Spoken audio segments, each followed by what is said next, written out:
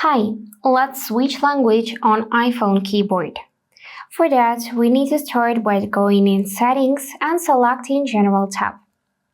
Now make sure to find Section Keyboard and tap on Keyboards. Here you will see amount of languages which you have added to your keyboard. And to switch language, you can tap this blue button Add New Keyboard. Now just scroll through the list to find preferred language or use this search bar to find it quicker. As an example, I'm going to use Italian.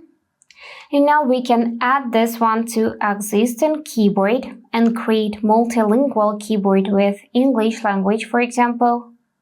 Or we can add it as a new keyboard and choose Layout.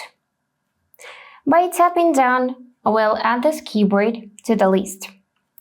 Also, you can tap on Edit and reorder it. For that, hold the lines and drag it to any place you want to, and then tap down to save changes.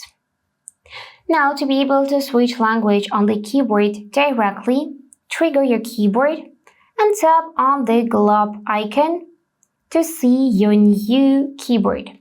Also, you will see its name right here in the space. You can also press and hold the icon and choose it manually from here. So that's it for today. If this video was helpful, please subscribe, like, and comment. And I wish you all the best. Bye bye.